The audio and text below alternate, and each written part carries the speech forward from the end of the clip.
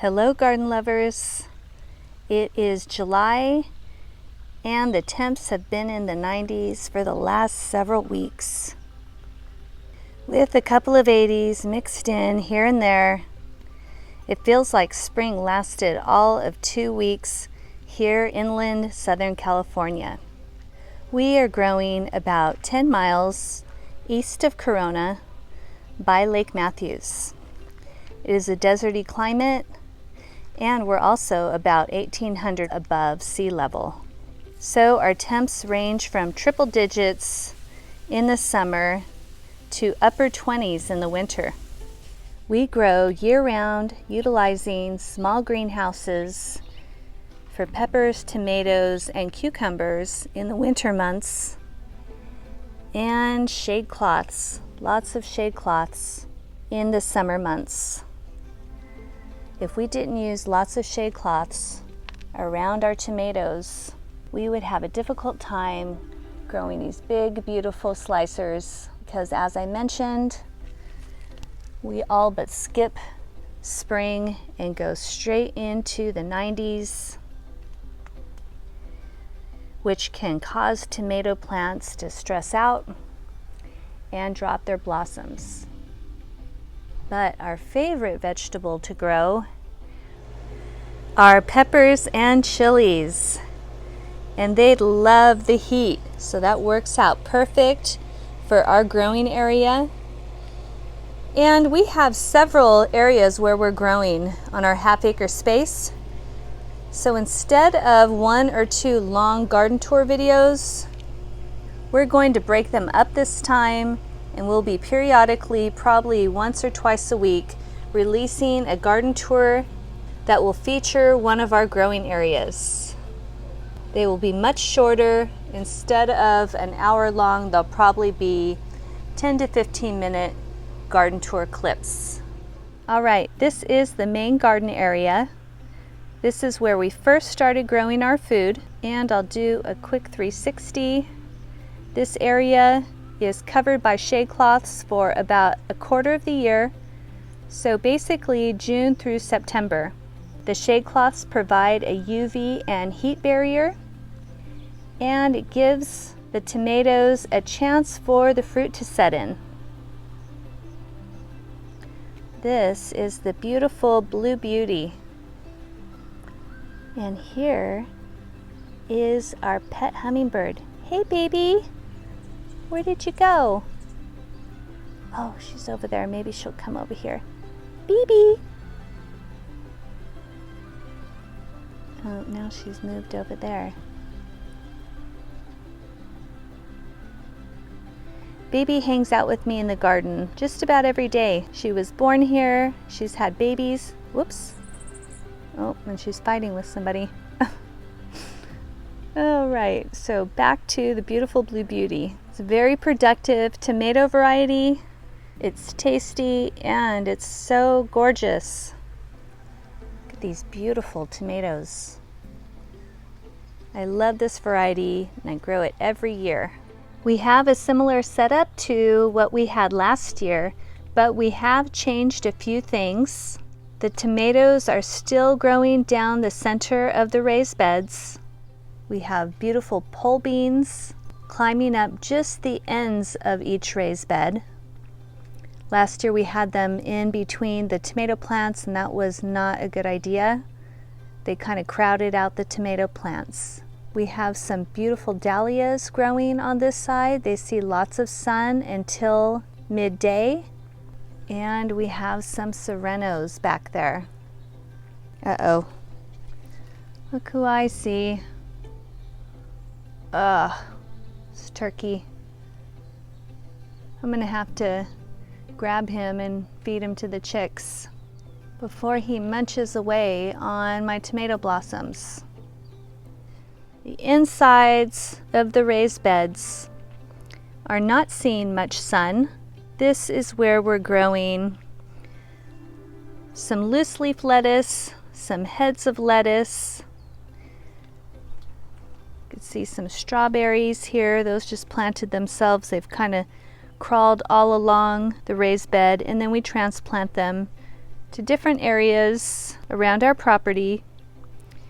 We have some beets, some baby beets, and in this raised bed, I mentioned we have the Blue Beauty. Here is the seed packet information on that beautiful variety. We have Gin Fizz, another excellent variety. Indigo cherries, they're beautiful and tasty. Grab one of these guys. Got a touch of anthocyanins in this variety. Love that cherry tomato. There's the seed packet information on the indigo cherries. This is our first time trying Marbon, probably not pronouncing it correctly. And we have the striped German. It's another delicious slicer. And we have black strawberry. It's climbing up the trellis. Another beautiful variety. Kind of hard to see from here, so I grabbed one. Nice sized cherry tomatoes, beautiful color, and it ripens all the way to this black, beautiful color. So you know these guys are rich in anthocyanins, an antioxidant. They're not sweet, they have a tangy flavor. So if you don't mind a tangy cherry tomato that has the health benefits, then try the black strawberry. And we have the Husky cherry tomato. This is one of my favorite varieties. It's sweet, very dependable, high producing cherry tomato plant. It's doing terrible in this section. Last season we covered this arch with a shade cloth. Didn't do that this year. That was a big mistake because it has been burning. So the foliage has really taken a beating. Just for a quick comparison, this beautiful plant is also a Husky cherry tomato. It's growing under the cattle panel raised bed. It's got a shade cloth over it, and it just loves it. It's so healthy. It's packed full of cherry tomatoes.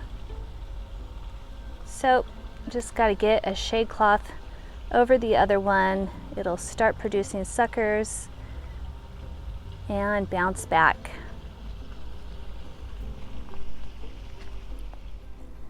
And back there we have some snacker green onions, that's guardsmen, and they're growing all over the place.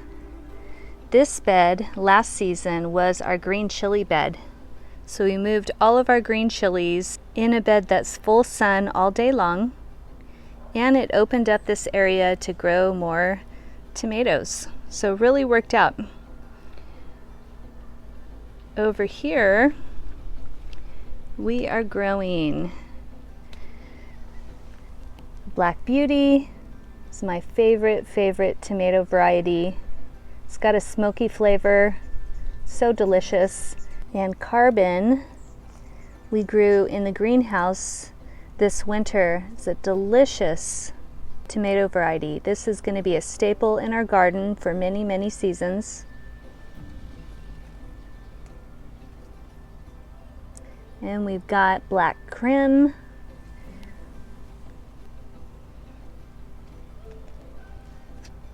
We have got True Black Brandywine, first year growing these guys. Heavy producer, looking forward to trying these. And Cherokee Purple. Over here, this guy is just about ready to harvest. Looking forward to this guy on a bacon lettuce sandwich, bacon lettuce avocado sandwich. Love these, love this variety.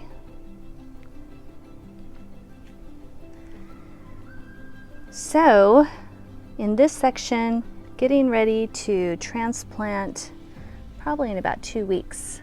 Bunch of Asian greens. I love the purple lady and the red cloud, violetta, and purple Vienna. We've got our broccoli, onions, and Brussels sprouts started for the season. And I love Ford Hook. So this is going to get out around the different growing areas. Not exactly sure where yet. This one is planted in the corner. So funny, so small, but it's going to take up this entire corner. Gets so huge. The leaves get over 2 foot long and are perfect for lettuce wraps. Back there, beautiful basil plant, gets bee action all day long. Our grapevine that grows along the building wall has been demolished by skeletonizers. They're so terrible. Here's a quick clip. So if you come across the grape leaf skeletonizers, they are so destructive. You really want to get rid of them as quick as possible. Spray some neem oil mixed with some Bronner soap. And I did not do that right away because, as you'll see in a second here, we have some baby birdies that were nesting, and I did not want to get any type of oil, the neem oil, on them. But I should have covered them up because these skeletonizers do damage very quickly. In a matter of a week, they literally destroyed the whole grapevine. But new growth should be coming out very soon. We've got watercress. Here's milkweed starting to get some new growth, but of course all the monarch caterpillars have been stripping it. We've got lots of milkweed all over. We've had so much monarch visitation this season. It's been so fun. And actually we have a little caterpillar hibernating. I'll pop over there real quick. Down there is some beautiful watercress looking like a ground cover. That just self-seeds.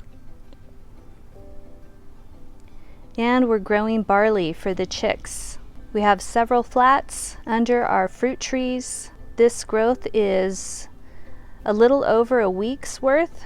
So we're succession planting the barley. Hey buddy, do you love barley too?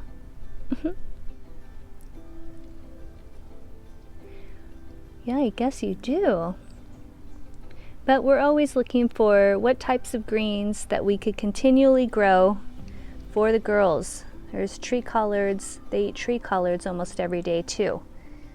All right, so here is where the monarch chrysalis are. Let's see if I could get a really good shot because they have fascinating detail. You can see one has already opened and took off. Then there is one in there. Beautiful green chrysalis. Oops, it's a little blurry, darn it. Let's see if I can get in focus. There we go. Look at the details.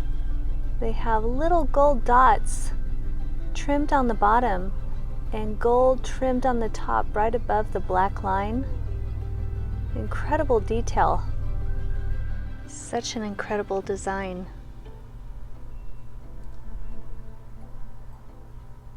So that one, that baby monarch will be coming out in probably about a week.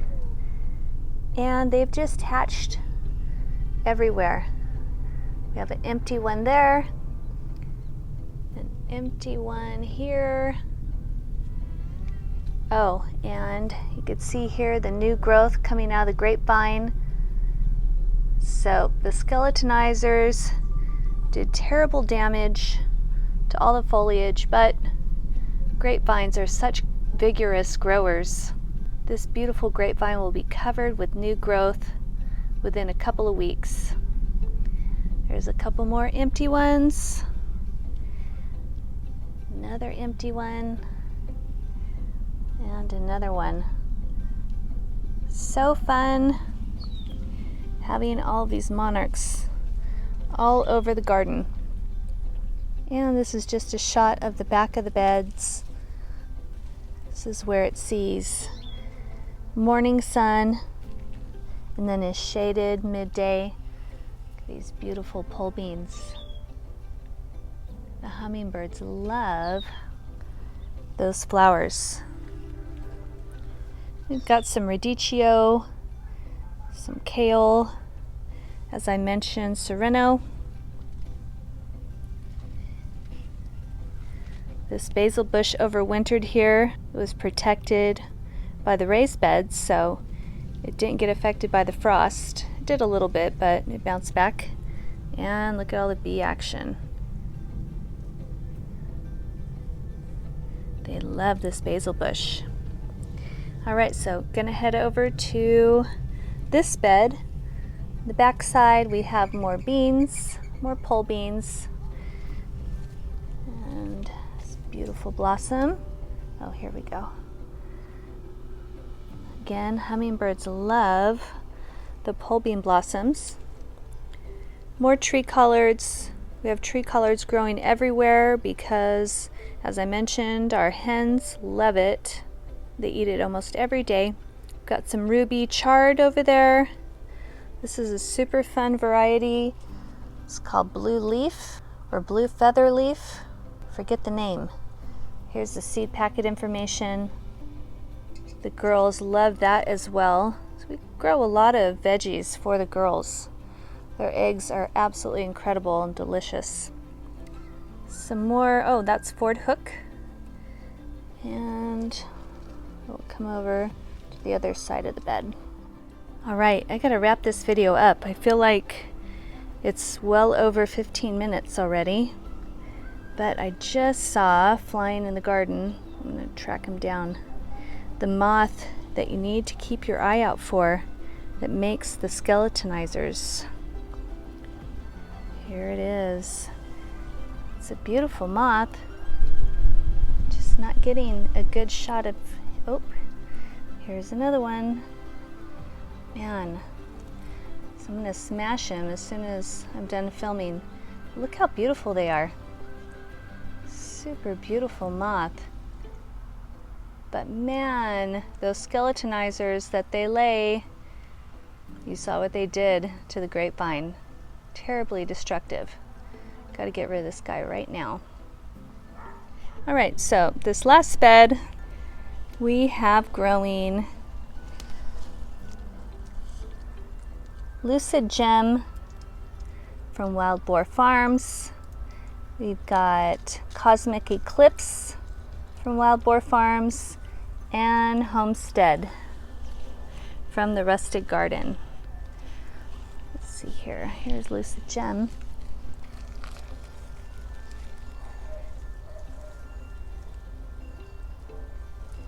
Beautiful, grew that in the greenhouse this last winter. Beautiful, beautiful variety and great flavor. Here we have Cosmic Eclipse, another beautiful variety. Have not tried these guys yet, so we'll see how the flavor is in a few weeks. We also have some heads of lettuce, and here is a bunch of kohlrabi, purple kohlrabi. This one is ready to eat, and we have some that are overgrown, which is no problem because we'll cut them in half and feed them to the chicks. Here we have Sugar Baby spilling over the raised bed. We're succession planting our watermelon. We'll share that in a future garden tour video. And here we have Homestead. And really excited about this tomato. This is a cross between Last year, let me get over on this other side, we were growing big beefs and growing black beauties next to the big beefs. And we got a cross between a big beef and a black beauty. So first year growing this, I'm gonna name it, and hopefully it's delicious. Sure is beautiful. And then about a week ago came out and this tomato plant was stripped, which of course can only be for one reason, which is a tomato hornworm. And it started munching on one of the tomatoes. Look at this. Ate about half the tomato. But we're checking at least once a week for those darn things with a black light. So a couple nights ago we caught about 10. But look at this beautiful tomato. So this is the new black beef. That's what I'm gonna name it. Can't wait to taste it. All right, and we've got some Apache bunching onions in the corner and pole beans growing up the side of the raised bed. We've got some arugula planted at the base of the beds. Lots of watercress. They're so beautiful and excellent nutritional value. All right, that's it for now. We have lots more to share, so hit the subscribe button. And in the next garden tour video, we will finish up in the main garden area. We'll head back over here where we have fruit trees, cantaloupe, more tomatoes growing, and then head over to this area where we have grapes, cilantro, tomatillos, corn, and down that pathway lots of beautiful food growing. All right, remember, something doesn't come from nothing. I hope you guys enjoy your week and enjoy your garden.